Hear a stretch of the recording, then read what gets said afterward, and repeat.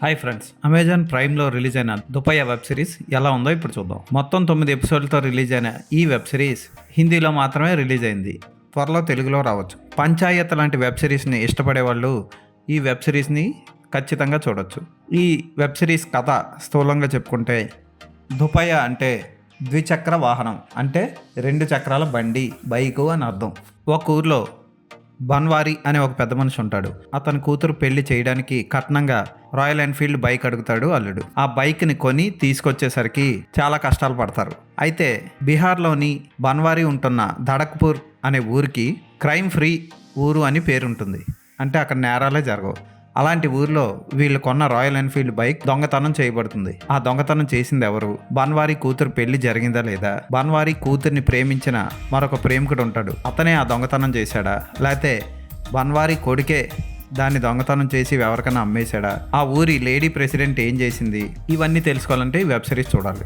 లాపతా లేడీస్లో అందరినీ ఆకట్టుకున్న స్పర్శ్ శ్రీవాస్తవ ఈ వెబ్ సిరీస్లో రీల్స్ చేస్తూ ఫేమస్ అవ్వాలని, బొంబాయి వెళ్ళిపోవాలని ఆశలుగానే ఒక కుర్రాడుగా భూగోల్ పాత్రలో చాలా బాగా చేశాడు.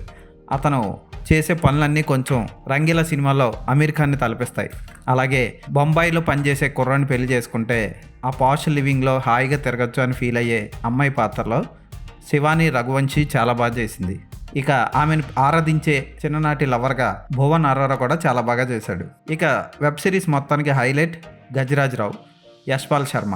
గజరాజ్రావు పాత్ర అదిరిపోతుంది. ఫస్ట్ నుంచి లాస్ట్ వరకు అన్ని ఎపిసోడ్లో అతని పాత్రే ఆ బైక్ చుట్టూ తిరుగుతూ ప్రేక్షకుల్ని ఖచ్చితంగా ఎంటర్టైన్ చేస్తుంది. ఇక మనీ సినిమాలో మనందరికీ చాలా బాగా ఇష్టమైన క్యారెక్టర్ పోషించిన రేణుకా చహానే ఈ వెబ్ సిరీస్లో ధడక్పూర్ ప్రెసిడెంట్ పాత్ర పోషించింది.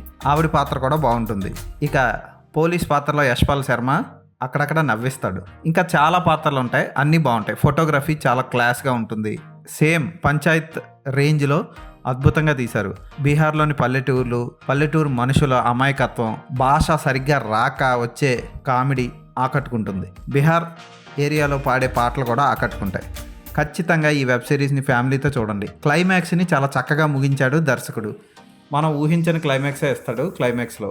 ఈ వెబ్ సిరీస్ ఫ్యామిలీతో కలిసి సరదాగా చూసి ఎంజాయ్ చేయాల్సిన వెబ్ సిరీస్. కట్నాన్ని ప్రోత్సహించకూడదు, కట్నం అనేది తీసుకోకూడదు అని అందరూ బయటికి చాలా సూక్తులు చెప్తారు, అందరికీ సొల్లు చెప్తారు కూడా, కానీ ఎవడో పాటించడు. ఈ వెబ్ సిరీస్లో కట్నం అనేది ఎంత తప్పు అన్నది బాగా చూపిస్తాడు. నాకు కూడా కట్నం తీసుకోవడం, కట్నం ఇవ్వడం ఇష్టం ఉండదు. మీ అభిప్రాయం ఏంటో మీరు తెలియజేయండి. ఈ సమాజంలో ఇప్పుడు కట్నం అవసరమా? కట్నం లేకుండా వివాహం చేసుకోవడం ఉత్తమమా కాదా అన్నది మీరు చెప్పండి. ఈ వెబ్ సిరీస్కి నేను ఇచ్చే రేటింగ్ 4/5. ఈ వెబ్ సిరీస్ని తెలుగులో కూడా రిలీజ్ చేసి ఉంటే చాలా బాగుంది.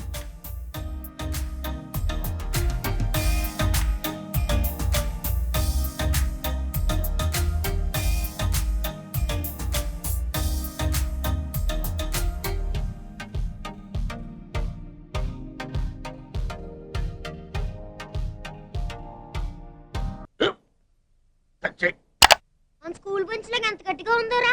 కొట్రా, కొట్టు, పర్లేదు, కొట్టు. అబ్బా చేయి నొప్పి పెట్టేసింది బాబాయ్. ఆ, నీకు నొప్పి ఏంటి నువ్వు కొడతావా? కమా బిట్ మీ యార్. వద్దు బాబాయ్. వాడిని నేను కొట్టడం లేదమ్మా, వాడినే నన్ను కొట్టమంటున్నాను. ఆ. నువ్వేం కంగారు పడక్కర్లేదు. అడుగుతావేంటి?